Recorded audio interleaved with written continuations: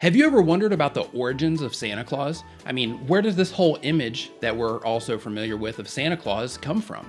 I'm Nick. Welcome to All Our Questions, where I search the internet for questions that we all want answers to, and I answer them. Today's question is, who is Santa Claus? We're going to find out, and we're starting right now. Every year on December 24th, millions of children all around the world believe that a fat man with a white beard is going to come leave them gifts while they're sleeping, as long as they haven't been naughty. His name is Santa Claus, also known as St. Nicholas, St. Nick, Father Christmas, Kris Kringle, Santy, or simply Santa, and he is one of the cornerstones of Western culture. Here comes Santa Claus, here comes Santa Claus. I personally love holiday music, and I just wanted to ask what your favorite holiday song is. Let me know down in the comments below. Personally, mine is Silent Night.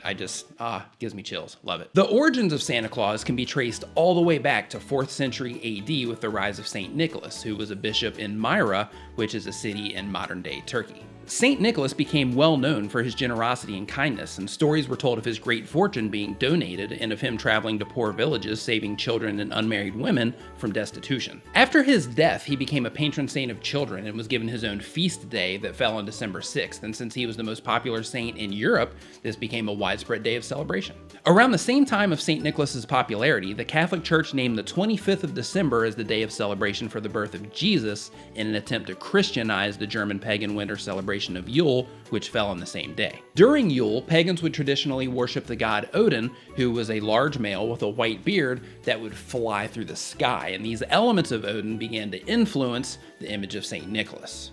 Who knew? Centuries later, the Protestant Reformation spread throughout Europe, which discouraged the adoration of saints, and the traditional day of gift giving was eventually moved from the 6th of December to the 25th, so that the emphasis would be on Jesus as opposed to St. Nicholas. The church then invented an alternate character called Christkind, maybe it's Christkind, I'm not sure, which became popular in Germany as the replacement gift bearer on Christmas Eve. This is the origin of the name Kris Kringle, which is still used to this day in some areas of Germany and North America. But regardless of the church's intervention, St. Nicholas still remained popular, especially in the Netherlands, where they often referred to him as Sinter Klaas, and that is with an S-I instead of a C-E. Meanwhile, in England, the celebration of St. Nicholas had been largely abandoned in favor of Father Christmas, who is a figure depicted as the jolly, cheerful personification of the Christmas holiday. When Europeans started colonizing the New World, Sinter Klaas and Father Christmas merged to become Santa Claus, and that became the preferred name for the English-speaking colonies in America. Many of the visual details we relate to Santa Claus, you know, the hat, the cool outfit, that originated from New York in the 19th century when Christmas was once again popularized as a gift-giving holiday. In 1821, the book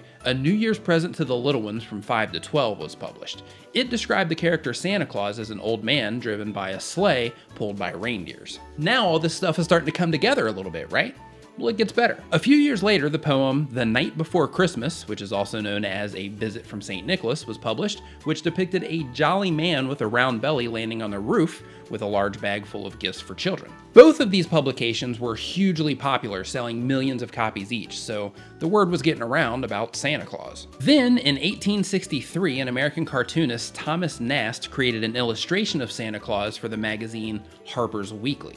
You may have heard the urban legend that Coca-Cola is actually who's responsible for popularizing the image that we now know as Santa Claus, but it was actually Nast's illustration that was drawn decades before, which entrenched in people's minds the image of Santa as a jolly man dressed in long red robes with a round belly, fluffy white beard, and carrying a sack full of toys. But either way, whatever holiday you celebrate, I hope you have a wonderful, happy, and loving holiday season. And don't forget to tell Grandma to watch out for those reindeers, because I hear they're still running people over. If you know someone who might enjoy this video, send them a link. It's something fun for the holidays. And if you're not already subscribed, make sure you hit the subscribe button somewhere on this page so you can get more answers to all our questions. Thank you so much for watching. Have a very Merry Christmas or whatever holiday it is that you celebrate. I'll see you next time.